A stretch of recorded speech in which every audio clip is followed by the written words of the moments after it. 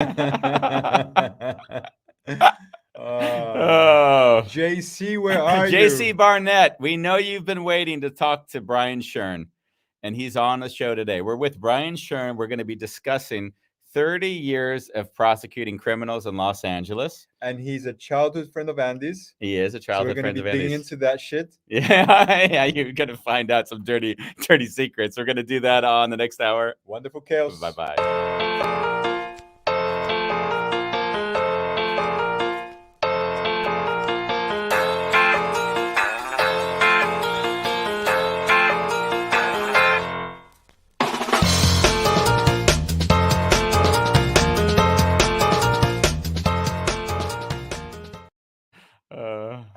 So we were laughing because Andy says goodbye. Yeah, that was the shortest show ever. 30 seconds. Bye, guys. JC Barnett, we knew you'd be here listening. You're here. Thank you. Brian 85, JC. He graduated in 85, not in 87, from Notre Dame High School in Sherman Oaks, California. So, do you want to say anything else about him, or can I just No, we're gonna talk about him a little bit. Let's set the show up here. So Brian, like the earliest memories of Brian are me calling his house on Saturday before like 11 o'clock and him getting angry at me. Because Brian was like, listen, my weekends are my weekends, and I'm an early riser. So I think I even remember his telephone number. I called it so many times. It might have been 783-3155. I'm going to ask you if that's right. So I don't see him nodding. No, I don't see him nodding. He might not even remember the number. It's a no. Okay. So, but the funny thing is that, yeah, Brian he was a lawyer when he came out of the womb. Because basically I knew him in high school, and he was even in the debate team of that school. So he'd always have note cards that he would be collecting. And then the note cards would be in preparation for competitions with other schools, which would have arguments. So you'd have to learn how to argue every side of, and I don't know how they came to the topics they were discussing, but so he was going to be a lawyer like right from the start.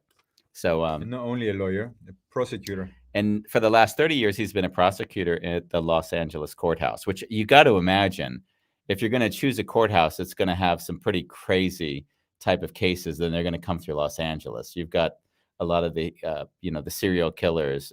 Basically, they've used LA as a home base. Yeah. So it would be nice to discuss to him a bit about that. Did he prosecute anyone you know? Not that I know of. No, not that I know of. I do see that JC Barnett has memories of Brian being in the 5th period row, the 5th seat. So apparently he knows exactly where Brian was sitting when he was his student. I think they gave JC, because at Notre Dame High School where I went, they used to sort of partition these new teachers, and they wanted them to be coaches. So they basically brought in JC because he was a good coach, and they said, listen, we'll just throw you in to teach religion, or we'll throw you in to teach. So they were tossing them into these classes to teach. So we'll bring JC, let him defend himself there next time we have him on the show. So with that, are you okay to? Yeah, let's do it. Here we go. Hello. Brian. Hello, Thank you for Brian. having me. Thanks for having me. Earliest memory, embarrassing moment with Andy Shalev. Please bring it on. Oh, wow. Andy, and by the way, I just want to say hi to Mr. Barnett. He had as big an impact on me in high school as anyone or anything. He is just a man of really high character who left an imprint on so many people in my class. So I think it speaks very well of your program that Mr. Barnett is such an active viewer and participant. Yeah. I think so fondly of him. Andy is a kid. Andy's very humble. What you should know about Andy is Andy was a great athlete. When I think of Andy, the first thing I think of is Andy in track. I remember when I watched Andy and I was blown away. And in my household, my dad, as Andy knows, is consumed with sports. Yeah. And Andy on the track, when you watch Andy in track, Andy was fabulous. In fact, Andy was so good that I think he was the only kid in the grade who participated in sports at his college, which is not an easy thing to do in the United States. Andy was a great track athlete. And Andy could have done other things too, but I think you just focused on track. Yeah, and I think what you said, it kind of brought tears to my eyes because your dad followed me so much Yeah. that I got kind of the love and support I didn't get from my own dad through him. So tears come up in me because I remember him. He would look at the newspaper and see my Oh, yeah. track scores, and he'd know my scores and how I compared to the week before or the month before. And it was like it's sad even to feel into it because it was really like he was genuinely interested in encouraging and just showing a lot of love and appreciation. Which is funny you say that because JC Barnett is a very similar character because even on the tour I did through the US, he drove 2 hours just to say hello to me, and he wasn't even my coach. And there was that, and then there's a certain type of person where you see, and that's what I aspire to be in my own life, where you really see that your life is to support others to rise up to whatever they are meant or whatever they're allowing themselves or testing themselves to become. So yeah, I really thank you for sharing that. It's really beautiful. And we would talk about Andy's times, my dad and I, all the time, by the way. Like it was a topic of conversation because I think Andy was the only college athlete we also knew. But yeah, so I remember that like it was yesterday. Wow. Yeah. It's a beautiful memory. Yeah. So when you're, unless you have any more, you can go back to those as well. Yeah, I have a million questions, but let's just begin with the journey. You want to go with one? You got it? Yeah, out of all the jobs that you could have done, why this? Yeah. I mean, let's be honest. This is a shit job. Like, honestly. I mean, going to work and having to deal with some of the monstrosities people doing out in the world, and then how like, wow, my body's cringing. It's a great question, and I remember the answer still vividly. My dad was a prosecutor, and as it's the only job in the law where every decision you make, it isn't about a client, it's about trying to do what's right. And when I got out of law school, my first job for only 4 months was that I made a lot of money. I did pretty well in law school, and I went to a big law firm. And this law firm, I only handled one case. There was this L-tryptophan, which you find in Turkey, and people were taking the supplement of L-tryptophan to help them sleep. But unfortunately, some people that took it were dying or having horrible side effects. We represented the manufacturer, my law firm, and I was participating in depositions where my heart would break for these people that were so sick, and I was having nightmares because we were trying to limit their damages. That was what our client needed because we had the manufacturer. And I was telling my father, I can't do this. This is just, I don't like what I'm doing. I feel very bad about myself. And then the district attorney's office was hiring. And I'm like, this is more for me. I can be ethical. I don't have, my only client is the truth. So in my job, if I don't think the evidence is there, I don't prosecute. If I don't think that we can prove it, even if I think the person is guilty, we don't prosecute. We only prosecute cases where we have the evidence. And I've made relationships with so many victims and their families over the years by being a good listener, I hope, and by trying my best for them to have some sense of justice. And our job is a lot more than just the courtroom. We're often psychologists and social workers because they're grieving, and we're the person they have to reach out to, the only person, in order to help them. And I've always taken that responsibility really seriously. You like, even behind the scenes, the word ethical came up several times, and I'm wondering, how do you define that? Great questions. When you're a prosecutor, the most important thing is being ethical. It's nothing else comes close. And what it means is when you're a prosecutor, the process is as important as any result. So I'm legal. Let's say there's a case that I read that doesn't support my position, but supports the defendant's. I'm required to turn over that case to the defense attorney. Or I interview a witness and the witness tells me something that harms my case. I immediately write it down and turn it over to the defense attorney because my responsibility is only the truth. It's not the outcome. Now, obviously I'm not going to prosecute somebody if I'm not convinced that they're responsible for the crime, and there needs to be accountability for whatever decision they made. But my first responsibility always is to tell the truth and make sure that whatever I have or see, the defendant has a fair trial. Yeah. Like, can you describe a gruesome trial that you had Yeah. that you found really difficult? I've done about 100 trials. I'll tell you my first murder trial. Okay. My second year as a DA, I'd only tried one felony case. And most of my career has been in our gang unit. Before I even did anything, my second felony, I was very inexperienced, very green. There was a murder case and they had no one to try it. So my boss went up to me and said, Brian, can you do it? I'm like, I don't think I know what I'm doing. He's like, there's nobody else. There's nobody else. I'm like, okay. And the facts were, it was a dice game. And, you know, these gangsters were playing dice. And this guy, and I still remember his moniker, it was Refugee, won a bunch of money. And this guy was really pissed. So he came back, left the dice game, came back, and he murdered Refugee. And it was the mother's second kid who'd been killed by gang fire. And during the trial, I became so close with his mother. During closing argument, and it was a very tough case. During closing argument, she had a stroke and we had to stop, and the ambulance came and took her to the hospital. Well, to make a long story short, the jury returned with a first-degree murder verdict.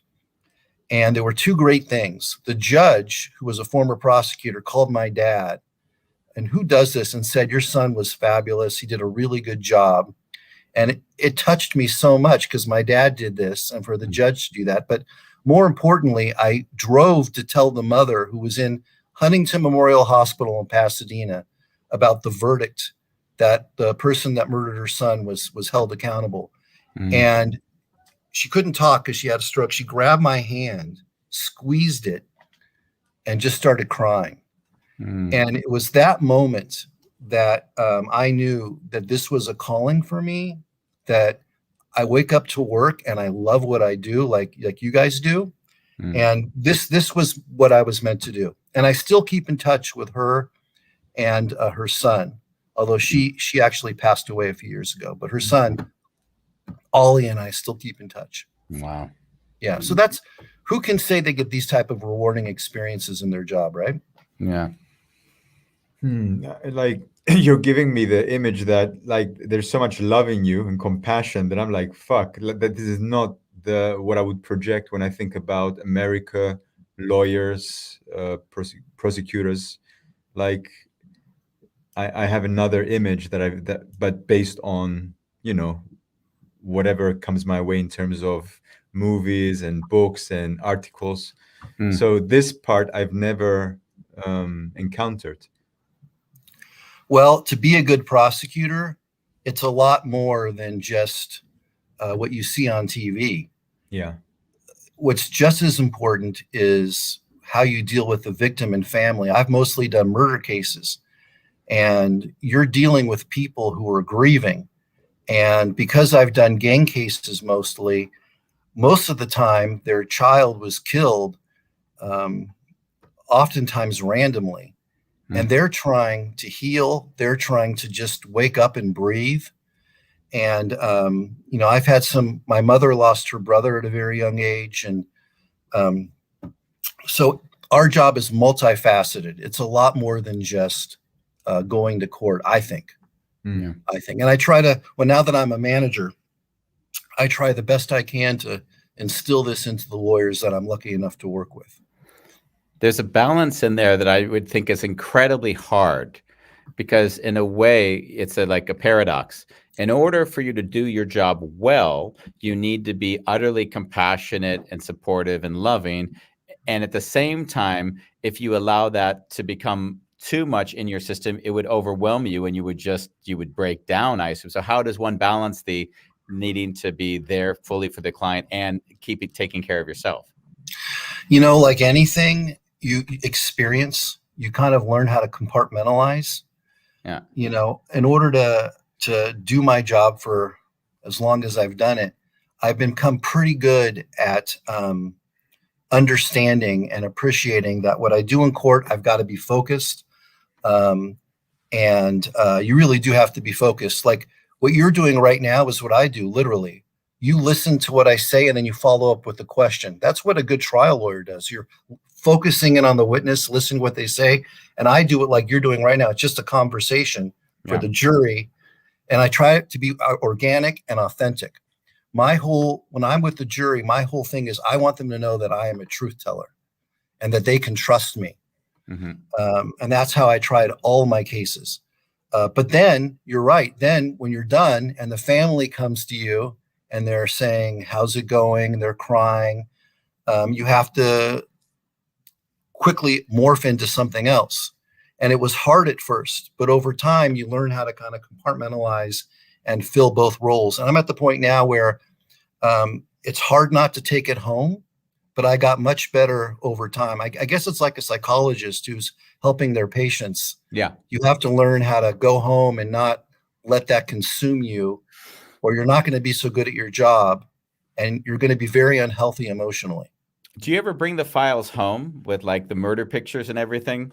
Andy, when I was trying cases, honestly, I couldn't sleep. I had to sleep with a legal pad next to my bed because thoughts would come to my head all the time. Yeah. And if I didn't have the ability to immediately jot it down, I could not sleep. I think I lost a lot of years of my life by being a trial lawyer. I couldn't sleep. I would stress out because I felt like the family was relying upon me. Yeah. I'm so glad I'm not doing trials anymore. It's a young person's game, and at least for me. Yeah. Yeah. Well, you mentioned in the beginning you were in this law firm and you're like, I can't do this. And it sounds like you kind of had that relationship also at being a prosecutor, and yet you stayed. What was it for you that made you stay in that tension? I love what I'm doing here. I believe in what I'm doing. I didn't love or believe what I'm doing back then. You know, it's funny. It took me 25 years in this office to make the same money that I made my first year. Yeah. Yeah. Isn't that amazing? Yeah. Amazing. Yeah. It's amazing how that works. Basically, you go in the private sector and you can make tons of money. Yes. Yeah. Yes. Have you ever prosecuted someone that later on was found innocent? No. Great question. I've never found. Our role as a prosecutor is never over. So if I were ever to be given evidence that showed something that I didn't know about, I would immediately give it over to the defense. But I've never, ever had that experience. Now, I will tell you what I have done, which is a great question. My last assignment, one of the units I oversaw and I helped start was something called the Conviction Review Unit. And what we do is we look at cases that are already completed and we determine whether or not, when there's new evidence, that maybe that new evidence shows that person didn't commit the crime. And during my tenure, there were 5 people that we overturned. We found new evidence. We could show they hadn't committed the crime, and we released them. And I will tell you that that was more rewarding than anything else I've done in my career. And the amazing thing that I found, and I know Andy will be into this because you're into, the depth of people. All of these people who had been in prison wrongly, they shouldn't have been in prison. They weren't angry. And I thought for sure they'd be angry. They were just grateful. And they were also stressed about how they were going to live the rest of their lives. Yeah. It's not so easy to spend all this time in prison, just get released and then immediately pick up. Yeah. The lawyers, I just manage. I didn't do the work, but the lawyers that do the work and dig and the investigators, I have so much respect for. And everybody should know that as prosecutors, it's not just about the conviction. We just want to get it right. So we've overturned them. And there's other things where I found a sentence to be too long, too draconian. And I've come back and we have the ability to change a sentence. So if someone's doing really well in prison and has an opportunity to go to a place where they can, a home that they can live in and an opportunity to work, we also will go back and lower sentences. So prosecutors are all about justice. Yeah, but you were just saying something now that when and this sounds fundamentally different than anything I've ever heard. So the prosecuting office won't like defend against new whatever we call it, the evidence that comes in. It's actively looking for evidence to see if what it did was actually not correct. Is that what that unit was out to do? Yes, there's two things. Lots of times people make stuff up, and of course we have to defend a conviction all the time. But there's also a unit here that my old boss Jackie Lacey set up, where all we do, we're just told if anybody says they have new evidence and their conviction was wrong, we look into it, and if we find that it was wrong, we're here to undo the conviction. And we did it 5 times. Wow. And I met all 5 of them, and it was compelling and emotional. Wow. And yeah, I mean, it's so weird because when you watch these Netflix documentaries, right? Like the Netflix documentaries make prosecutors look so horrible because basically it says that they're dogmatic around when new evidence comes in. And of course, they're only showing one side of the story often in those documentaries, which is another hard thing. But would you say it's different in different areas within the US, or you think most people are kind of looking at it the way you are? I can't really answer about things outside of LA because I don't know them.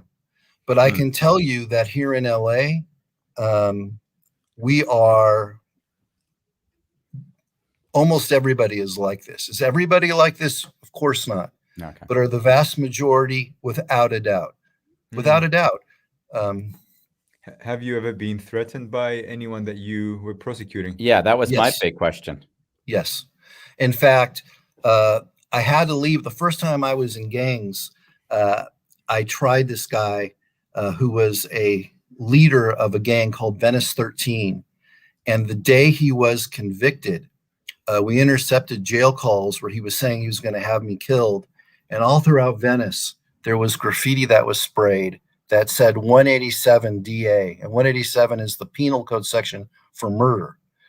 And so I had somebody stay at my house that night, detective, and they took me out of that.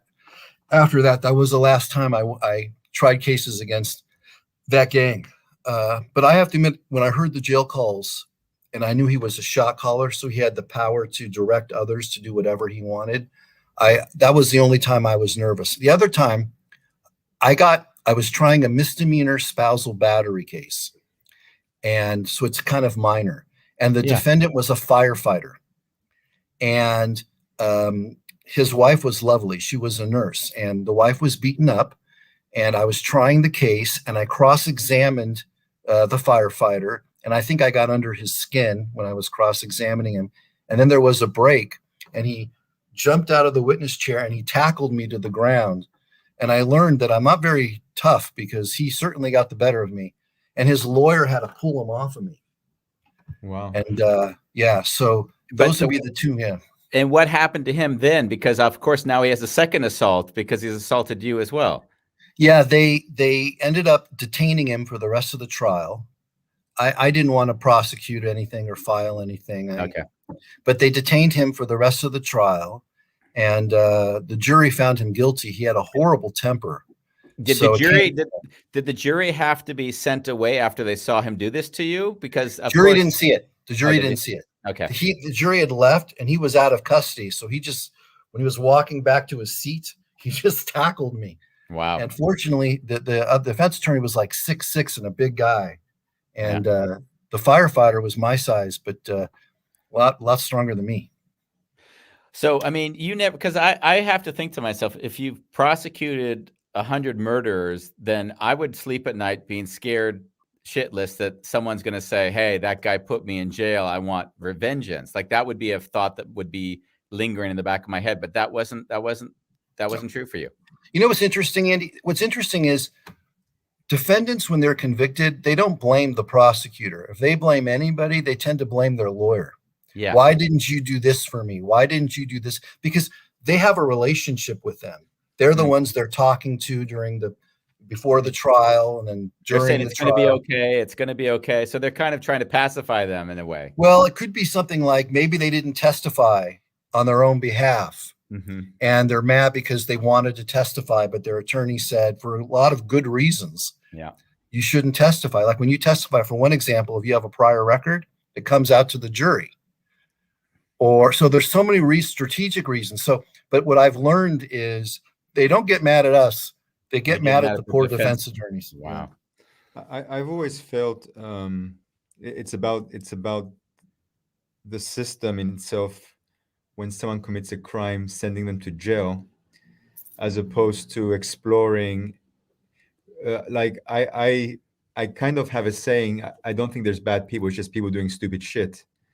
So in a way, what was happening for you when to commit such a crime, like, and explore that and help the individual connect, as opposed to putting them in a place which actually they're much worse off than anything else, right? I have to tell you that this I disagree with.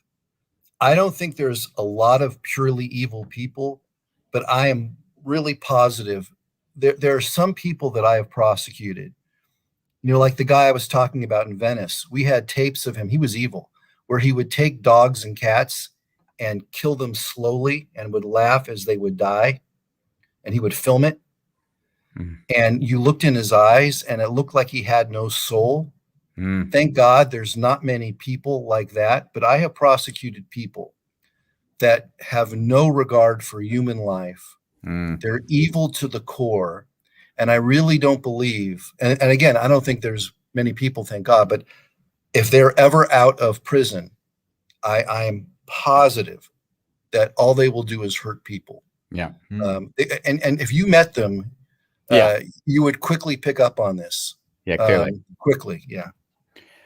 Bolalong from South Africa, who's with us daily, he also says that the first time I understood the job of a prosecutor differently from my perception of it. And he asked a follow-up question, which I found very interesting, and I had it earlier in the show, is he said, in every job, there are people who are lazy and good at their job. So I think he's saying those that are good and not good per se. But how does this manifest in the prosecution work? Like, and there must be times, and I know you have to kind of probably also be a bit diplomatic, that there is a prosecutor that may have gotten a guilty verdict and another that didn't get it because they weren't necessarily as good. How do you address that kind of situation? That's a great question. You know, like any job, you know, you watch sports on a team. Some people are just more skilled than others. My job, now that I've been a manager for 17 years, believe it or not. Wow. My job is to help those that aren't as good get better. And try to work with them. And this is what I love. It's like a coach. You know, there's a different key to unlock everyone's potential. And it's my job to try to find that. And if there's things, my job is to try to help them. So if there's someone who's not as good, so I'll give you an example. If somebody got a couple not guilty verdicts, but I know they're trying, the next case I'll assign them will be something where there's like a confession. So they can get their confidence up. And we can try to build on that and talk about the things that went well, the things that didn't go well. Because a lot of it is just having the confidence that when you walk in, I can do the job. And then the ones that are really good, I feel like my job is to just get out of their way. If they need something, I try my best to help them. But, you know, there's people that go to court and I watch them and I genuinely say, I wish I could be this good. It's funny because I think I live that way now, is I only work and surround myself with people that are so good at their job that I would have no feeling like I can tell you how to do it better. So the guy that edits my books, you know, like when he asked me a question, it's like, hey, I'm trusting your judgment here. It's your call. And a lot of people don't feel that level of surrender, because you do have to say, hey, I'm going to let somebody else take the full responsibility. And the other thing to follow up on that question that I think is really important is, okay, so you get a not guilty verdict. You know, if you tried the case the right way, and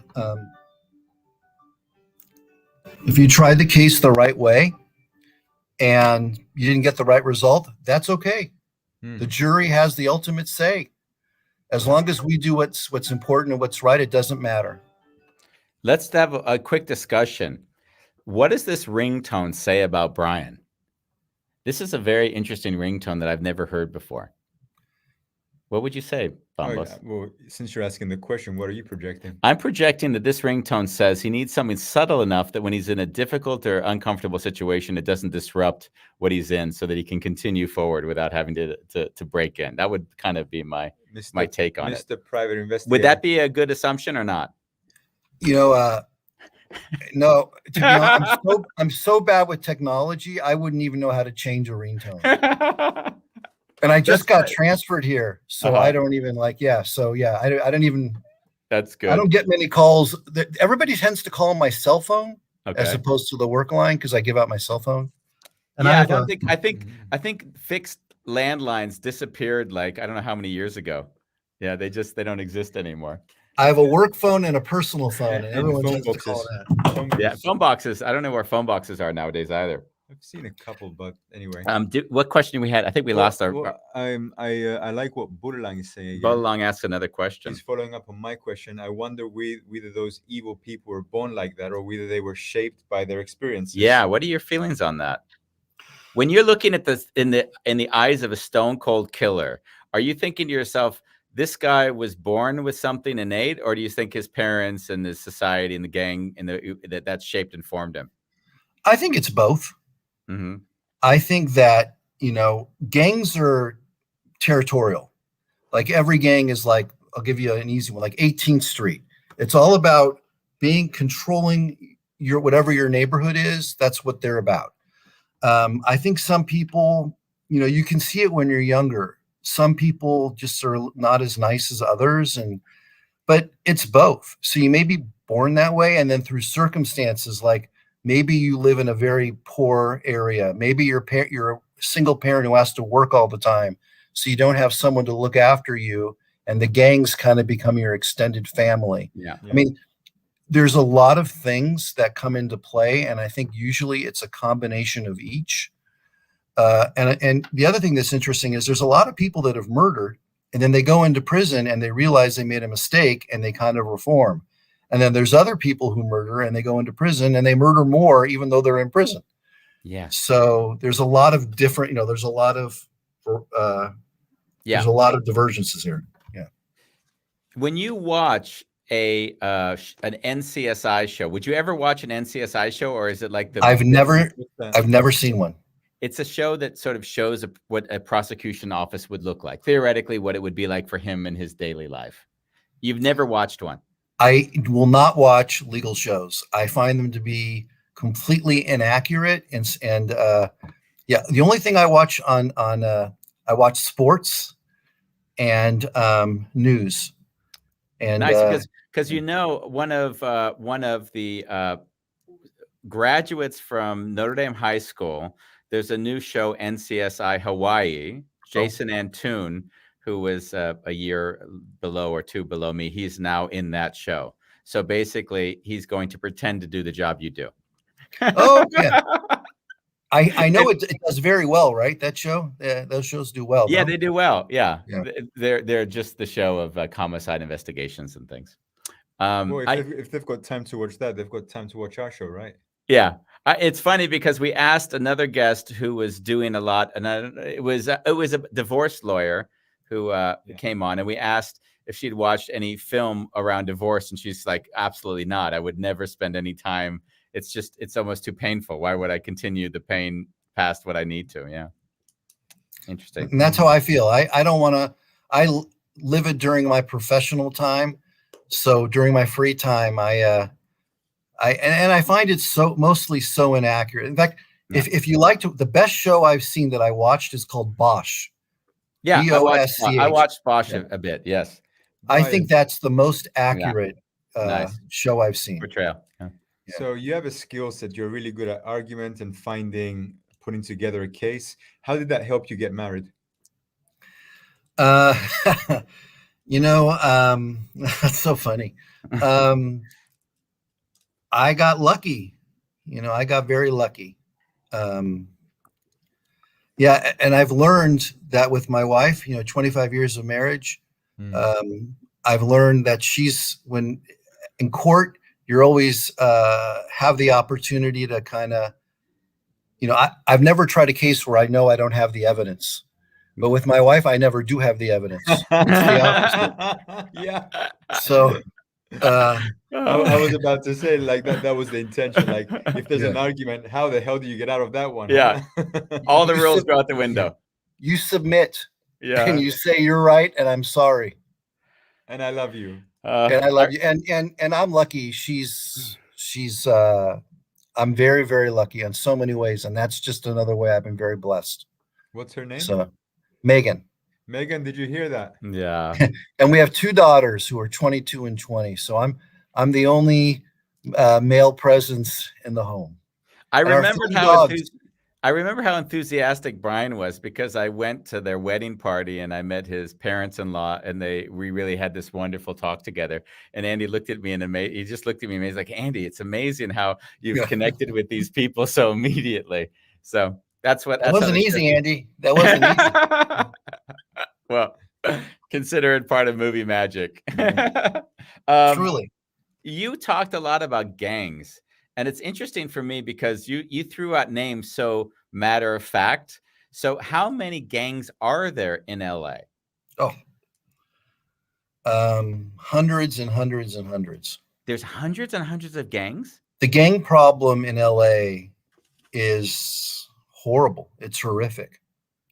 And, one thing for sure, when you're by yourself, it's a lot more difficult to have the courage to go out there and kill somebody than when you're with other people. That's why drive-by shootings, for example, are so common. There's strength in numbers, and you also get your courage together to do this in numbers. You encourage one another. Yeah. You say, come on, are you chicken? We need to do this. And that's why gangs are dangerous. I really feel that groups empower. And when people are by themselves, they can kind of take a deep breath and go, no, this is silly. But you have tapes, sometimes you can get tapes of them. You surreptitiously tape people. And there's no doubt in my mind that in LA, gangs are the biggest problem that we have with crime, undoubtedly. And when you say there's hundreds, would you know those hundreds or a large percentage by name? No, because there's LA County is so big, and there's I know the ones that I've prosecuted. Yeah. But LA County is so for example, like in Pomona or Long Beach or Antelope Valley, I don't know they've all got their own gangs, basically. Correct. Okay. Like, now there's a couple of huge gangs, like in the prisons, there's the Mexican Mafia. And that's what they're called? Yeah, and they're very powerful. In prison. In prison, yes. They're very, very powerful. Like when you say they're powerful, what makes them powerful? They can do a hit or something outside of the prison? Is that what? Oh, yeah. Oh, wow. Yeah. Okay. Oh, yeah. And they do. Yeah. Scary. Yes. And when they scare me. That's the one they would scare me. Yeah. The Crips and the Bloods, those are the ones that I knew when I was in the 80s. And are they still around? Yes, but that's a broad term. Okay. There's many, like the Crips and the Bloods, there's like 100 subsections of each. Oh, wow. Yeah. But they're still around for sure. Okay. Yeah, like, for sure. Yeah. What kind of ethnicities would you say are the majority of gangs orientating from? They come in everything. You've got white gangs. There's the Aryan Brotherhood. You have the Hispanic gangs. You have the African American gangs. You have the Asian gangs. They're all territorial. Okay, so they really are ethnic. They're ethnically. That's basically what brings them together.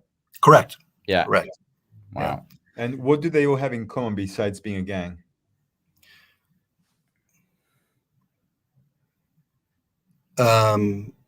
They live for the day.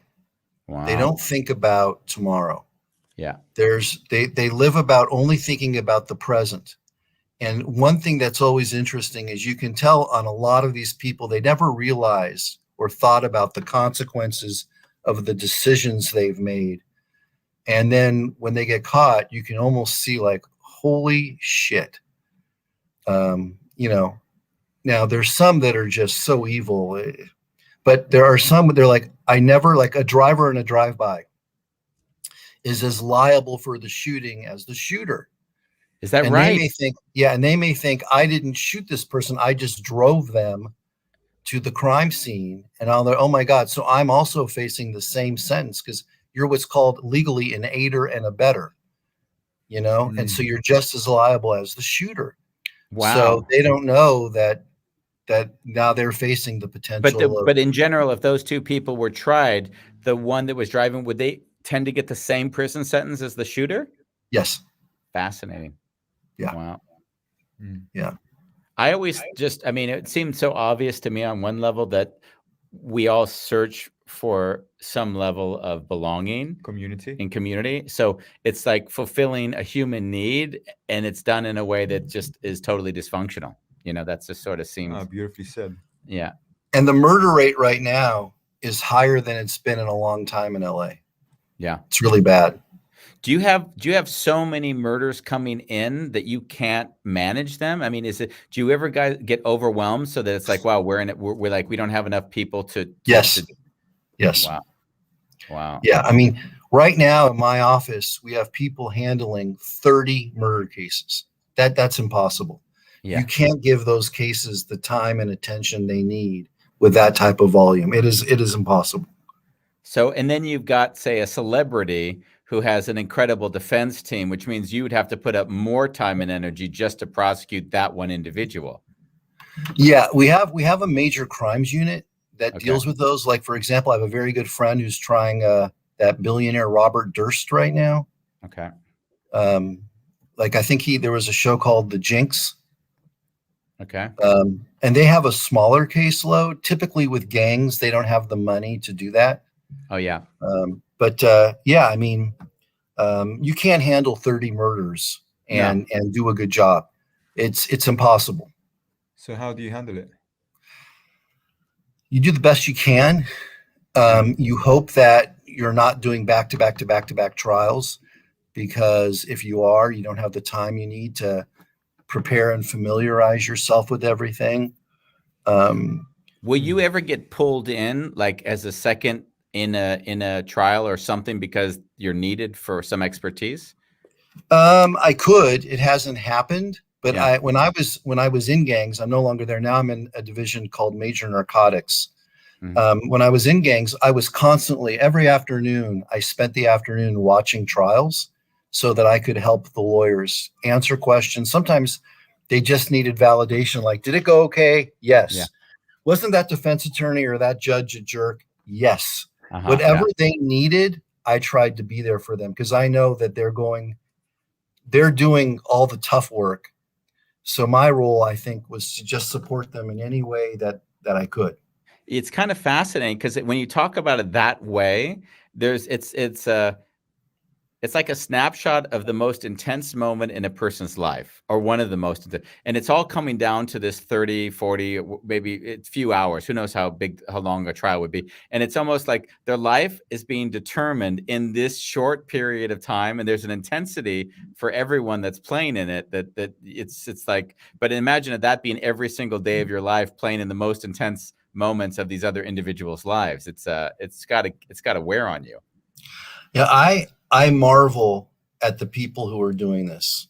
I just marvel at they have great attitudes, and it's their job to not just know the case, but when they go from one case to the other, to give that family as well whatever they need. Yeah. And they do it. And I just have so much admiration for them. Have you been in any, because LA and the nature of LA being next to Hollywood and having all of the media there, are you also seeing a lot of celebrity sort of cases coming onto your into your area or into your groups that you're working? Not really. Yeah. Not really. I mean, in my last assignment, I was supervised extradition. So I was reading the stuff. Harvey Weinstein was extradited from New York to LA. Yeah. But we don't have that many celebrity cases. Yeah. You'd be surprised. And usually it's like something not as big, like a DUI or Yeah. something like that, you know? Yeah, lowercase.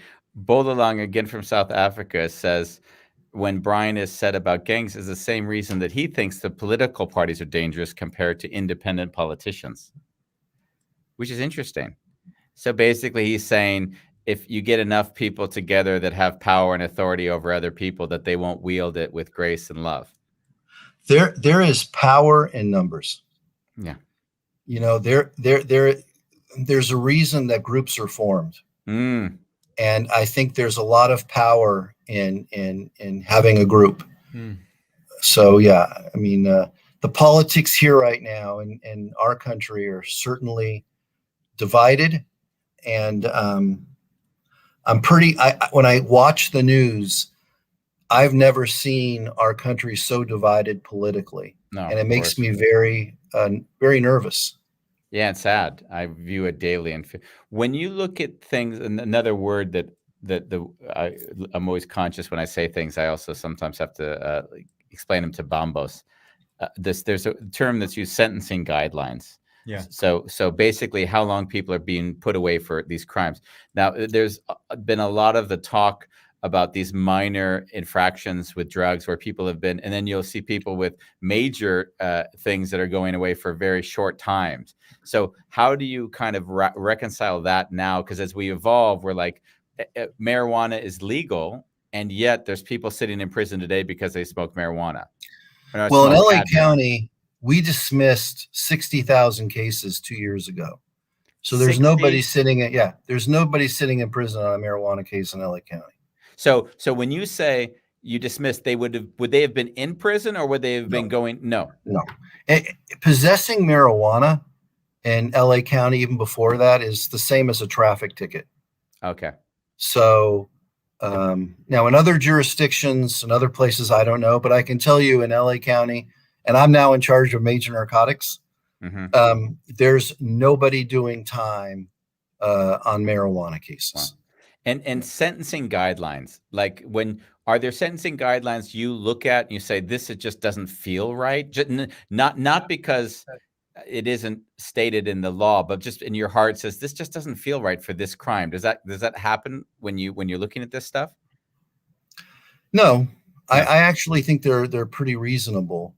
You know, for example, I think that if you use a gun, you should spend more time in prison than if you didn't use a gun. If you commit great bodily injury, if I rob somebody and I pistol whip you and cause you to have 8 stitches in your head, you should do more time than someone who just grabbed your wallet. Yeah. So I believe in that stuff. Yeah. I do. So, and the sentencing guidelines, at least here, they're not as much as people think. They're really not. And there's been a movement in LA County where jails and prisons, we've been releasing a lot of people out of jail and prisons. And it'll be interesting to see if that leads to more crime or not. And what are your feelings about that? Do you believe it will or not? It's a great question. This is what I believe. I believe that we need to invest so much more money into mental health and into programs. And what I don't like is if you're going to release thousands of people, it's unfair to just say, here you go onto the streets. What's going to happen? It's going to add to the homeless problem. It's going to add to the drug problem. What we need to do is invest in services. We got to make sure they have a place to live and a purpose. And we need to invest in counseling, getting them jobs. You know, everybody in prison is $60,000 a year. Why can't we put that money for the 1 year in prison into counseling services, making sure they have a place to live and a purpose when they wake up in the morning? If we invested in that, that would work. I don't like the idea, however, of someone being in prison and just letting them go without help. Then you're going to have a lot more recidivism. We have a responsibility to help them. And if we do, I really think most of them will be great. Yeah. But we're not investing in that. And until we do, I think we've got big problems. And why do you think we're not investing? What would be the reason in your eyes? Great question. My honest feeling is politicians want to use the money for other purposes. They tend to have, an expression we have is pork here, like pork barrel. They tend to want to distribute revenues and funds into other things in order to get everybody's consumed with getting reelected. Mm-hmm. And they don't see the bigger picture, and they don't. What people should be motivated, like you see it in the Senate and the Congress, and it just trickles down. They don't care about the country. They don't care about doing what's right. They just care about being reelected, right? Yeah. Each political party, whatever you are, is just consumed with making their party and their constituents happy and doesn't see the bigger picture. I'll give you an easy example. How could anybody be against common sense gun control? Who would say that anybody should be able to go to a gun show and grab and get guns, semi-automatic weapons? What's wrong with the waiting period? What's the urgency? Who could disagree? I was going to say, the urgency is because I got someone I want to kill and I need a gun tomorrow. I mean, that's the urgency, That's right, Andy. Yeah. And yet, it's still allowed in the United States. So you have to ask yourself why. Sorry to interrupt, but are there statistics that show what percentage of killings or murders are done in terms of the days after a firearm was purchased? Are there studies like that say that at 30-40% of all murders are done the day after a gun is purchased? Is there stuff? I'm not aware of any studies. I wish there was. But when you see what I see over and over again, when you see these murders of dozens of people that just are the ultimate tragedies, they tend to get a weapon that day and they're acting impulsively. And if there was just a way to have a background check and a waiting period, and we certainly don't need, automatic assault rifles where you can fire 60 rounds in 30 seconds. I don't understand the purpose behind that, or body piercing ammunition. Yeah. But yet it hasn't passed because so many people are so afraid of alienating the NRA, and they're not. Yeah. I just use this as an easy example. Yeah. So they're not looking at doing what's right. They're concerned about their ability to get reelected. Yeah. And that's what I see nationally and locally. Everybody is concerned with their own political future and not concerned with doing the days of Mr. Smith goes to Washington. Yeah, those are gone. Those are gone. Integrity is out the window. So it really is. Why isn't that a crime then? Yeah, interesting. Negligence. Why have we not made that level of negligence a crime? Actually, which is quite amazing when you say that that way. It's the only thing you can do right now. It's a great question. Is you can try to sue them civilly, but that hasn't actually worked very well. But in my opinion, it should be some type of crime. But more importantly, in my opinion, is they need to pass common sense legislation, and it hasn't happened. Do you know why? Yeah, because the Benjamins. There's the National Rifle Association. Yeah, the NRA has a lot of power and control in our country. Yeah, and they give a letter grade to every politician. And in certain parts of our country, it's very important to have an A grade by the NRA.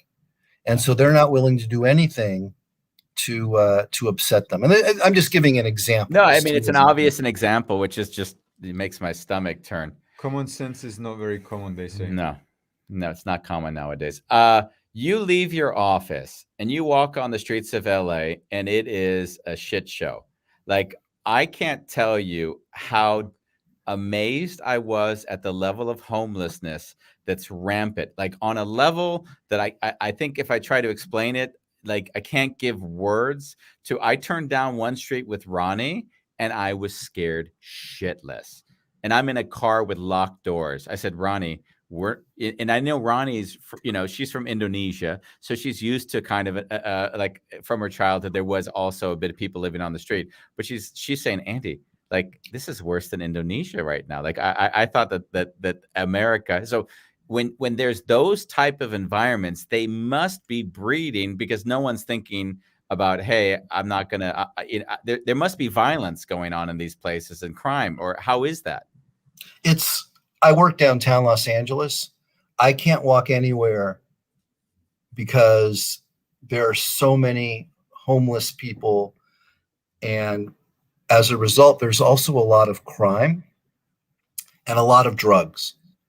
And the problem we have, and there's no easy solution, you can't, let's say you see a homeless person and you want to help them. You can't give them housing or food. Like you want to say, there's an opening in a hotel. Can we please put you in there? You can sober up. We will feed you. You will have a clean bed. They have to say yes. And they don't say yes because you can't use drugs there. And so we have this inherent struggle where the homeless population gets bigger and bigger and bigger. And you can't help anybody unless they want help, and nobody wants help. And crime, as a result, is really going up there. And I think disease goes up because there's no cleanliness. Yeah. And it's profoundly sad. And I think there are a lot of things that can be done, but people aren't willing. And it all starts with providing mental health services. Yeah. But people aren't willing to invest in this, and it's very sad. Yeah, but you won't walk around there though. It's just no. Got it. So you're a prosecutor. You've seen enough, and you've heard, your ears and eyes have seen enough. So when you are living your life and driving or whatever, going through life, you probably see the world with a different lens. And when you travel to other countries, does that lens follow you? Are you like, I haven't traveled as much as I wish I would have, because, it's tough financially. But I will say this, I find the people in other countries to be a lot friendlier than I find here, and a lot more trustworthy. You won't find anybody in Los Angeles that doesn't lock their door at night. And when someone comes to your door, your instinct is deadbolt it and be really, really, really careful. And what I've seen in my limited time in Europe and other places is there's a lot more community spirit, a lot more trust. But, I think it starts with the fact that for whatever reason in America, gun violence is so dramatically worse than anywhere else. Yeah. The statistics, when they show the statistics, it's embarrassing to look at. You can't even, it's like there are statistics where they're so absurd that when you look at the numbers of comparative to the US this month against the world the last 5 years, and it'll be like massively way over whatever. And so it's so far fetched. It's become comical, and it would be funny if people weren't dying every day. And I mean, that's the saddest part of it, is that what just keeps perpetuating is this whole thing that no one will touch the NRA or is anxious to ruffle these feathers. But I think even if you try to put regulations, there's so much prevalence of guns out there. I don't even know how you could do it now. I agree, Andy. And the other thing that I'm hoping happens besides the mental health, Andy, and common sense gun legislation is policing. We need to emphasize community policing. It's so important. What I mean by that is, if you patrol the same area every day, you start to learn the people. So let's say they say, oh, there's Brian. He may be mumbling and he may be saying crazy stuff, but I know he's harmless. Yeah. So I'm not going to overreact. Having that type of intimate knowledge of a neighborhood or a community, or knowing who to talk to, knowing, okay, I can talk to this person and they can de-escalate this situation. We need a lot more of that. And if we had that, we could avoid so many problems, I think. Yeah. How do you feel about that? Because in some ways, you're on the side of the police officers, and obviously police officers are being just attacked verbally by everyone and their dogs nowadays. So, and you're seeing these people, of course you see the humanity in these people going out, risking their lives day after day, and then putting themselves in harm's way and not even being seen an appreciation for it, which is doubly as painful. It's so how is it on your end to have that contact with them? Well, I'll start by saying, if you're a dirty cop, I've prosecuted dirty cops before. I've gone to trial and prosecuted them. But the vast, vast majority of police officers are amazing people. They risk their lives every day. I see what they do that nobody knows about, where they have courage. For example, they're executing a search warrant and they don't know what's going to be behind that door, but they're trying to uncover a bunch of guns or something. They have the courage to get in there and have no idea if they're going to get out. I see how they treat people with kindness, and the homeless, they put on their gloves, especially during COVID, and they're doing their best to help people. And it is profoundly sad at the hostility that takes place. But the problem is the few bad apples, and television. If you look at television, it's amazing. They never, even though there's obviously more good acts than bad acts, what do you see on TV? Yeah. What sells, that's right. So everybody gets this perception. Yeah. Because that's all you see on the news over and over. When's the last time you saw a good action by a police officer where they're like, look at what Officer Chalev did today? Yeah. You never, ever see that. And because of that, it shapes and forms opinions. And there is a history in the past of racism that we cannot ignore. Yeah. I think that's really changed because, and it still needs to change, but there's better education. The police forces now are so diverse. It's not just there's incredible diversity now in these police departments, but it has to start by the media, which I think is the biggest evil in our society. You turn on a channel and I already know if I turn on Fox, I'm going to hear one truth. And if I turn on MSNBC or CNN, I'm going to hear another truth. Yeah. And they report according to an agenda.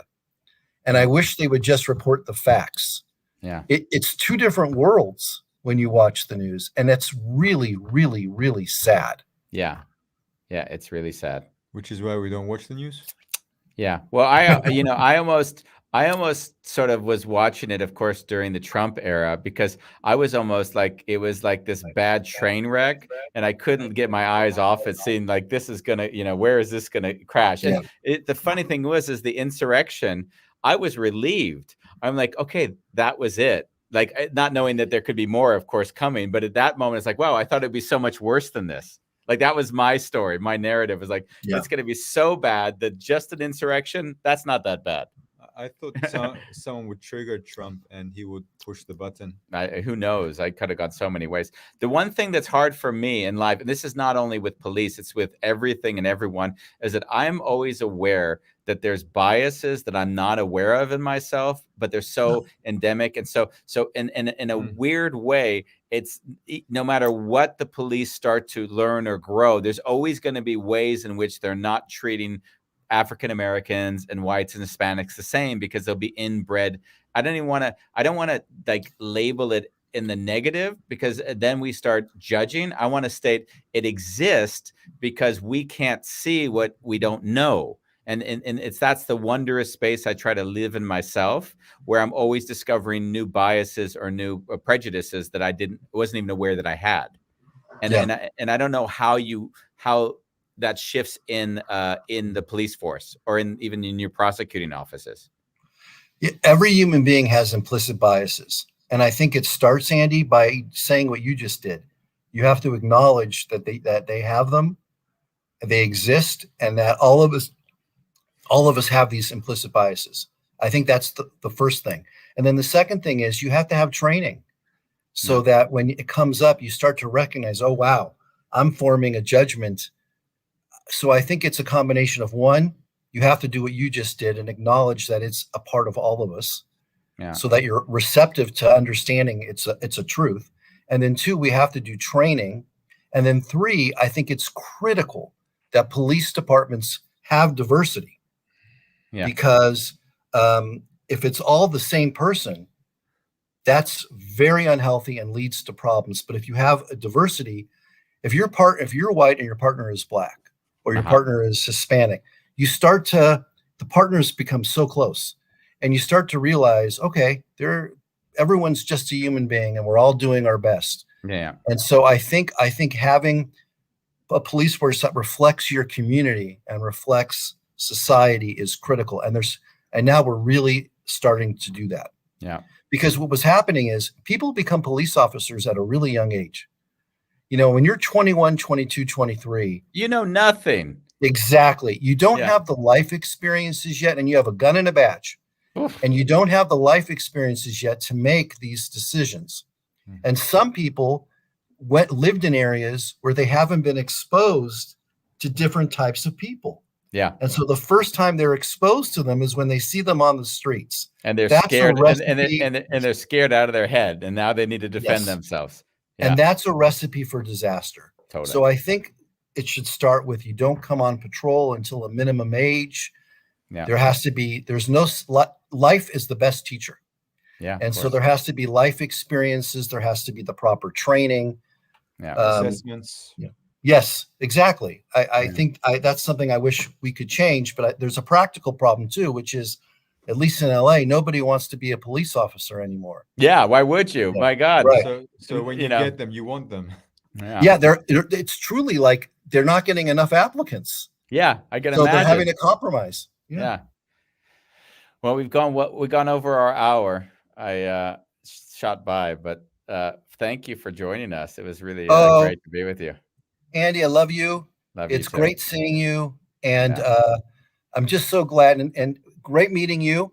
And I'm just so glad to see how well you're doing. You forgot my name. What's that? You forgot my name, didn't you? No, I don't want to mispronounce your name, to be honest. Try it. Let's just see it. Let's test them. Babos? Ah, I got it. Nice to try to catch him out. Yeah, that was it. I can't hear so great, and I wish I could read it, but your questions were great, and you can tell you're such a nice guy, and I love that you two are doing this, and thank you for letting me participate. Yeah. And Mr. Barnett, it was great, even though I can't see, it was just wonderful to know you're there.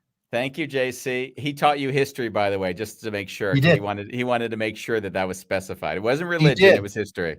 It was, and he was a fabulous teacher, by the way. Yes, thank you. Yeah. Brian, thank you. Thank you so much. Yeah, much love. Bye. That must be really beautiful to be connecting with someone from the past and actually sharing all that love. Yeah. Yeah, it was, I was, you saw when we went into this show before Brian came on, I was far more protective than I might be of other guests. You noticed, of course, in that I didn't know to what degree, if he, I'm always looking at that anxiety that if someone's prosecuting 100 people, who knows who wants to kill him, Yeah, definitely. And what information would create potential problem in people's lives. That's the one thing I don't want a show to be. We get into serious topics, but it's always hard for me if the topic then becomes a problem in their lives. That's just not the intention of this show. Nor do we want that responsibility. No. So it was really great to spend the hour, and then we have a weekend ahead of us. Today's Friday. Weekend, guys. What do we have tomorrow? Monday. On a Monday. Sorry, Monday. Episode 249. Dealing with people who have judgment with me and him. Yeah, Bambo said this was a really good topic to dig into, and I think it is because we have people in our lives that have a lot of judgment. The judgment can be towards things, or it can be towards us. And we said, let's have a discussion around how to navigate those situations that aren't very comfortable. Yeah. We're going to do that Monday on a wonderful chaos. Wonderful. It is. Yes. Bye. Till now. And